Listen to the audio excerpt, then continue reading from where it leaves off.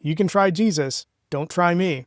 Now, most of us who are active on any sort of social media platforms knows that we get a fair amount of trolls, and it doesn't really matter what platform that you're on.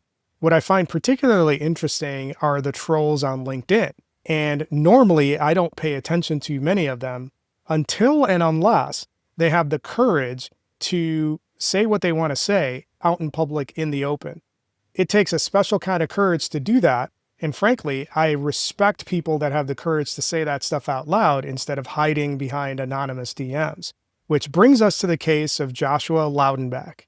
Now, Joshua, who is on LinkedIn and he's apparently some sort of wealth professional, got all in his feelings because I posted a video of Jordan Lucas, the volleyball player from California, who is openly gay and pretty spectacular at the sport that he plays. And I posted that video yesterday to kick off Pride Month.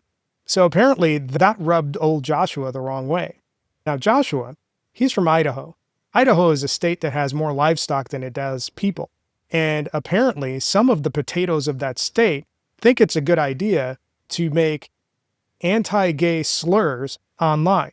And since Joshua got all in his feelings, I obviously reported all of his posts, but for some reason, LinkedIn didn't think that it was a big deal that a financial professional on a business platform is hurling gay slurs left and right and threatening to remove other people from the platform.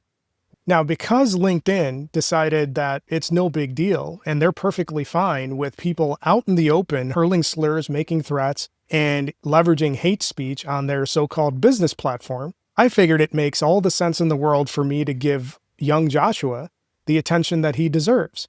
Because clearly he is brave and bold enough to put his whole government name behind his comments, and he thinks that it's a good way to get business. Here you go, Joshua. Here's some free publicity and free attention that you were looking for. You're in the financial services business. And when I think about wealth management and financial services, there's a certain amount of judgment that goes into doing that job well. And the lesson here for you is, what sort of judgment does it show your potential customers that you're willing to hurl slurs anywhere and everywhere and threaten to remove people from a platform for simply existing? That doesn't seem like a very wise decision on your part. It doesn't strike me as particularly smart.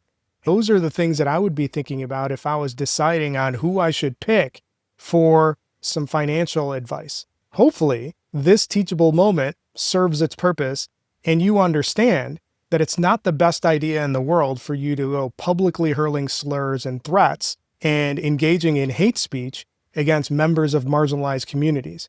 But considering that you are from Idaho, the state that produced Doug Wilson, I doubt that the message will get through. Have the day you deserve.